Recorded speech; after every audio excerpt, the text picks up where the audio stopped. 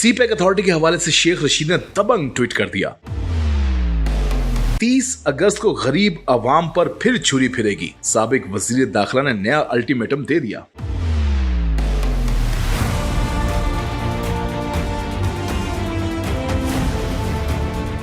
हाल ही में साबिक वजीर दाखिला और अवामी मुस्लिम लीग के सरबराह शेख रशीद ने एक बार फिर सोशल मीडिया प्लेटफॉर्म पर तहलका खेज बयानात के साथ सोशल सार्फिन को अल्टीमेटम दे दिया। समाजी राब्ते की वेबसाइट ट्विटर पर शेख रशीद ने अपने हालिया ट्वीट में सीपैक के हवाले से लिखा कि सीपैक अथॉरिटी को चीन की मर्जी के बगैर खत्म करना साम्राज्यी एजेंडा है, इसी काम के लिए इनको लाया गया था।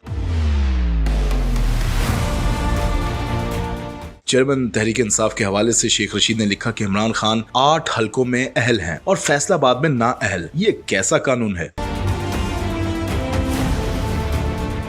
अवामी मुस्लिम लीग के सरबराह ने अपने ट्वीट में अवाम को अल्टीमेटम देते हुए लिखा कि 30 अगस्त को गरीब पर 10 रुपए फी लीटर की मजीद छुरी फिरेगी। एक और ट्वीट में शेख रशीद ने लिखा कि गरीब महंगाई में जल रहा है और हुक्मरान नीरो बांसुरी बजा रहा है।